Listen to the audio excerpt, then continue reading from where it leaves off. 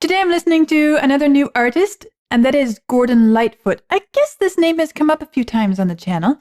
The first song is going to be Song for a Winter's Night. And I guess I feel like that's pretty appropriate for the season, isn't it? We're in the middle of winter and experiencing some wintry weather, and the days haven't really gotten much longer, even though we've passed the shortest day of the year. And so it feels quite suitable for the season. I don't know anything about it really, so I need to read my little paragraphs and then we'll listen. Gordon Meredith Lightfoot Jr. was a Canadian singer-songwriter and guitarist who achieved international success in folk rock, and country music. Okay, so kind of a folksy country sound is what I'm expecting. Credited with helping to define the folk pop sound of the 1960s and 1970s, he has been referred to as Canada's greatest songwriter, having several gold and multi-platinum albums and songs covered by some of the world's most renowned musical artists. Well, some of you know that I'm not always thrilled about the country music style and genre. It's not completely foreign to me. I'm no expert in it, but living in Nashville, of course, it's inescapable. And, but at the same time, I have to admit, there are a handful of country songs which I couldn't name off the top of my head because, as you know, it's not really where I spend my time, but there have been a handful of country-style songs which I find enjoyable and sweet and charming. So I just want to let you know that I'm going into this with an open mind, and I'm not going into it thinking, oh, country music, I'm not going to like it. So just so you know where I'm at with that. Lightfoot was a featured musical performer at the opening ceremonies of the 1988 Winter Olympic Games in Calgary, Alberta, and received numerous honors and awards. Winter Games, Song for a Winter's Night. Is there any connection? Song for a Winter's Night was written on a hot summer night in Cleveland while Lightfoot was performing there. He was missing his wife of the time, Brita, and his thoughts turned to winter. Okay, so this is more a song of, shall we say, wishful thinking? A song of absence, a song of wishing for a different season, rather than being born out of a season. This is going to be fun to listen to. Let's get started.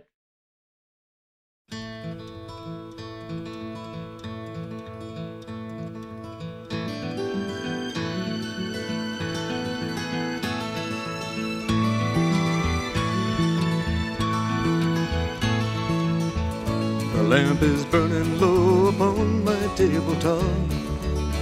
The snow is softly falling. The air is still in the silence of my room.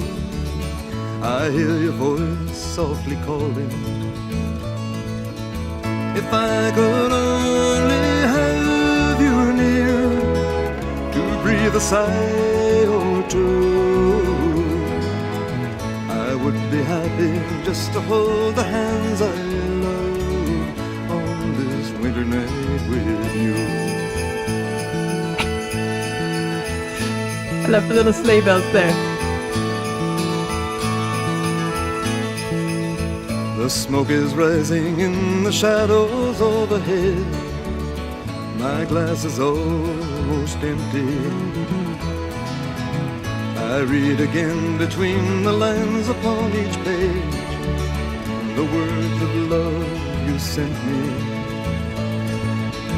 If I could know within my heart that you were lonely too, I would be happy just to hold the hands I love on this winter night with you.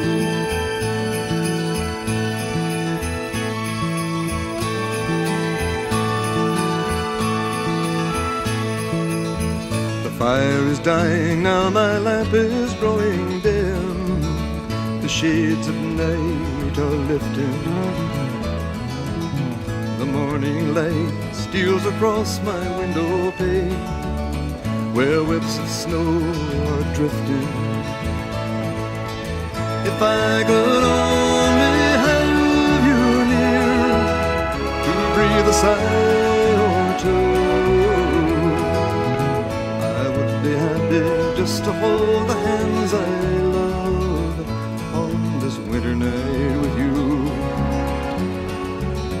and to be once again with you.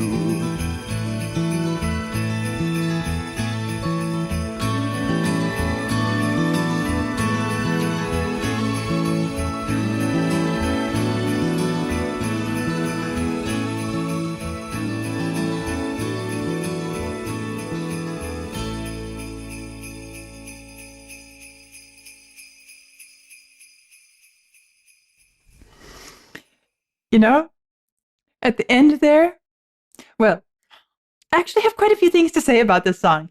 And I guess I just listened straight through without stopping because I was just enjoying the flow of it and the rhythm and the ripple of the music.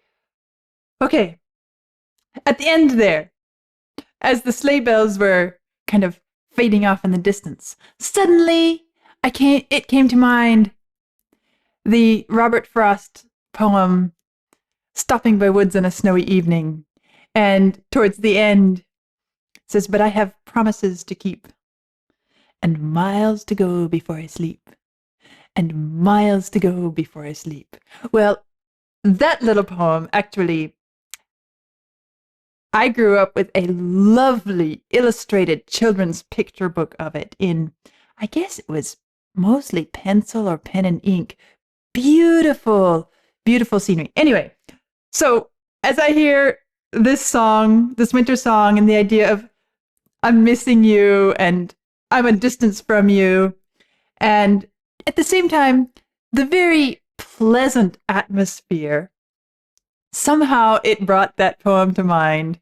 And the idea at the end, I have but miles to go before I sleep. And in the picture book, it shows this little bundled up fellow in a sleigh with his horse trotting off into the snowstorm. Okay. Stylistically, I don't hear this as country, at least not the country that, shall I say, modern country. As you know, I'm not an expert in the genre, but I don't associate it with country so much as with folk music. It has a very, very natural, organic, traditional folk song feel. The shape of the melody, the lines, the whole song style, it feels very much like a, folk ballad type piece of music, and it's lovely.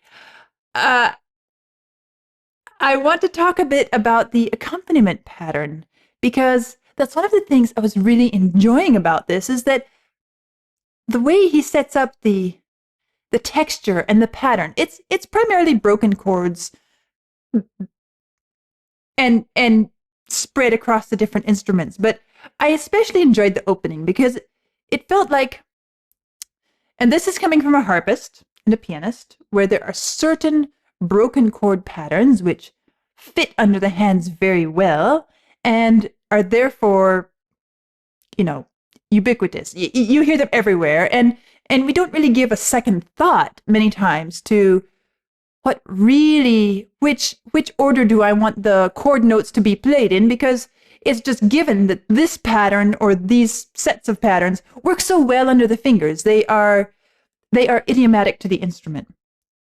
Well, of course, this is played on guitar, and I'm not a guitarist, but I know that there are similar textures and patterns for guitar, which are not identical to the piano and harp. I can't say for certain that this pattern that I heard starting at the beginning is one of those, but at the same time, it feels incredibly natural the way he's playing it. And because I am not a guitarist, I am a harpist and pianist, I enjoyed the variant of the broken chord pattern, which is not exactly what we would first think of at these two instruments. So that was something that kind of jumped out at me right away as, oh, I kind of like that. I wonder if I could replicate that on the harp. I don't know yet. We'll give it a try in a few minutes. Let's actually go to this accompaniment pattern right now then and see if we can figure it out and compare with maybe some things that would be what I would first think of on the harp. So we've got this. Dum dum bum dum dum bum dum dum bum. It's let's see, we're in A is our kind of our root note. Yeah, we're basically working off of an A chord. Now, of course, on the harp, just a little fun fact. When you hear the word arpeggio, you think of something kind of like this. Right? Up and down. We could even go. Right? Arpeggio is a broken chord, walking up, walking down, or skipping up, following the shape of the chord just upwards and back down. Where did that word come from? Arpeggio. It is Italian for being harp-like a harp. Arpeggio. Arpa, arpeggio, in the manner of a harp. And it is true, on the harp, this is one of the easiest patterns to play. And so, as harpists, we often find ourselves doing, because it fits so incredibly well under the fingers, arpeggio. Well, here, this is not arpeggio. This is, still, actually it works pretty well on the harp. I'm doing a bit of a simplified version. Guitar has a few other notes thrown in there.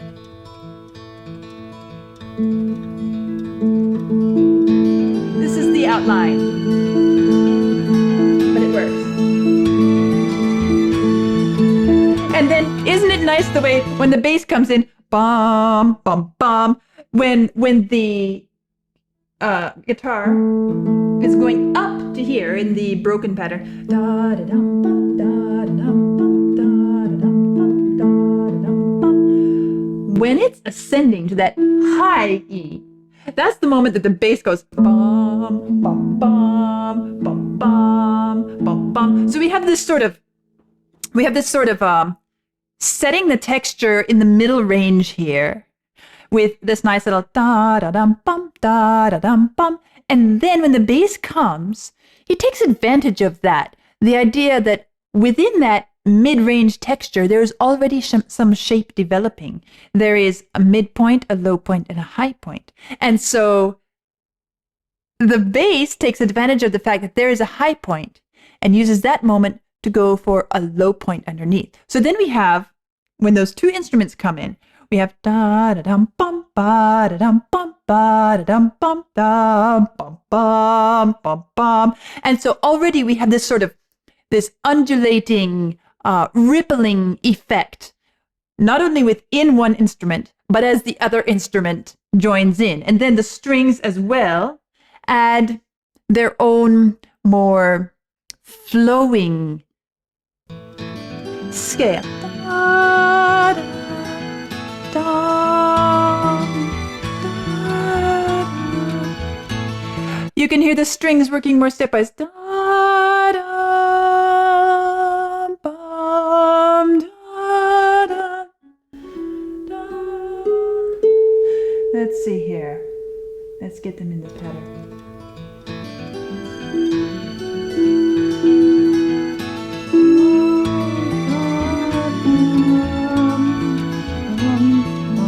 They're kind of just working a scale through there, aren't they? And so then we have this wonderful, textured, rippling, undulating pattern in the accompaniment, the smooth line of strings just giving a nice bit of glue, smoothing out the edges. And that is really what we hear throughout the entire piece. And it's what sets this lovely feeling of warmth, affection, tenderness, and just an incredible feeling of comfort, rather like sitting by a fireside on a winter's night. Of course, it doesn't have to be on a winter's night. It's more the atmosphere that this sets, which could fit in many different contexts, but it's very appropriate to this. And then when the voice comes in.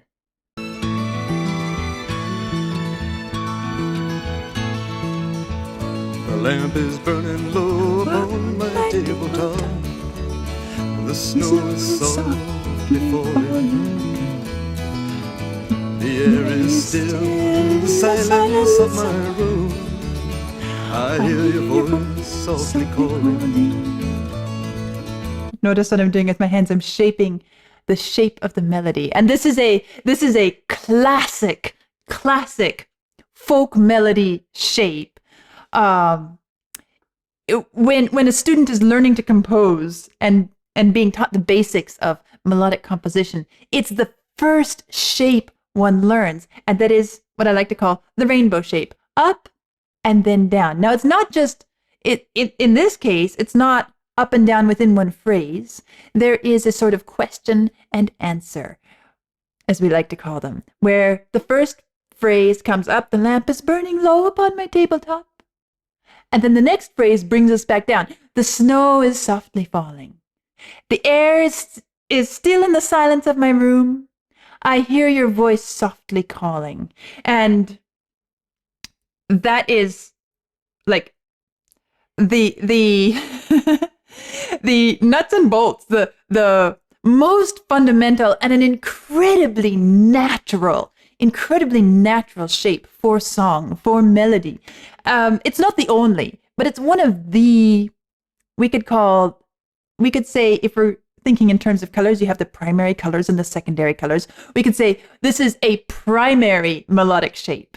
And it's one of the things I think that makes this song feel so organic and so naturally comfortable as a folk song. If I were listening to this and I didn't know that Gordon Lightfoot had composed it himself, I could easily assume that it was some traditional, centuries-old folk tune. It just feels that timeless. He sings it quite nicely too. He has his voice has a nice depth and richness to it, and he just lets the music carry where it will. The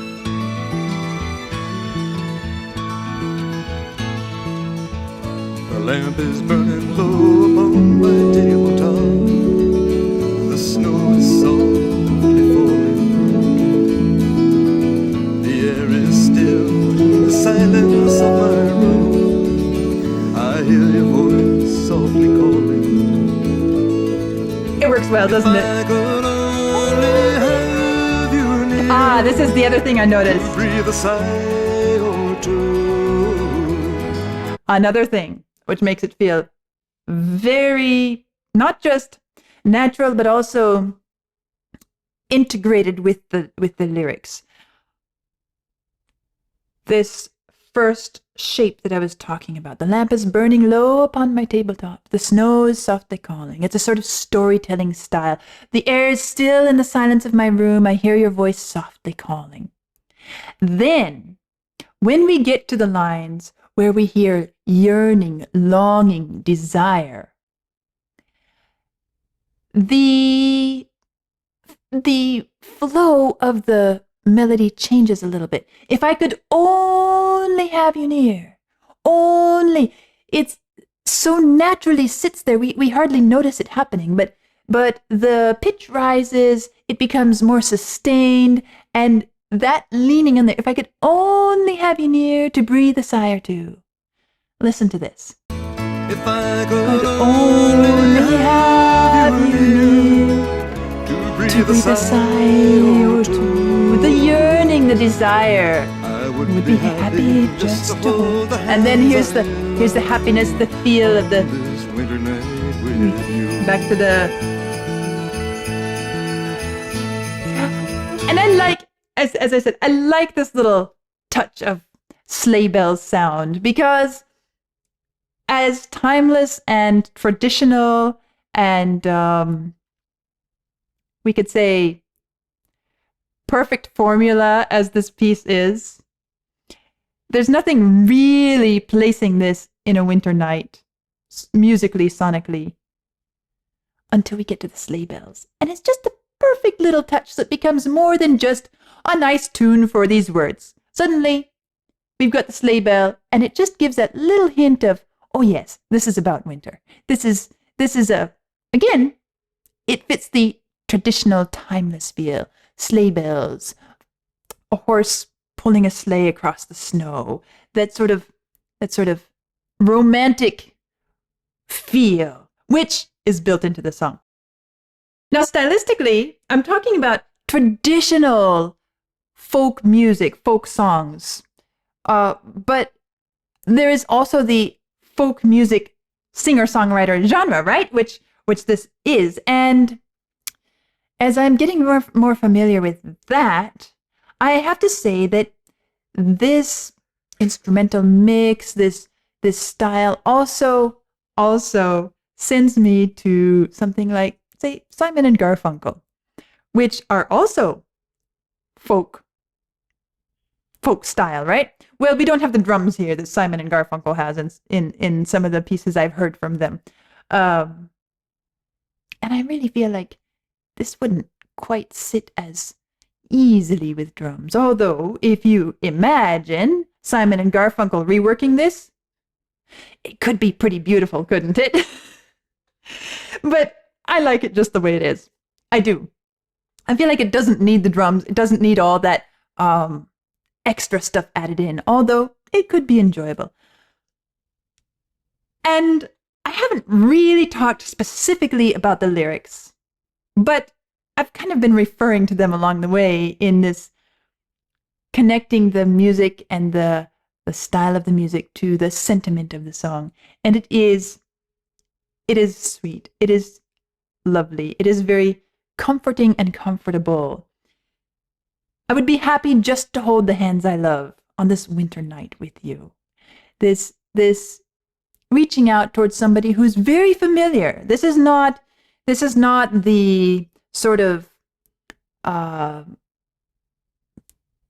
starry-eyed, head in the clouds, just fallen in love phase of romance. This is somebody with whom you're very comfortable and very familiar and still very much in love. The smoke is rising in the shadows overhead. My glass is almost empty. I read again between the lines upon each page the words of love you sent me. Reading between the lines, it's as if I know you. And then, if I could know within my heart that you were lonely too.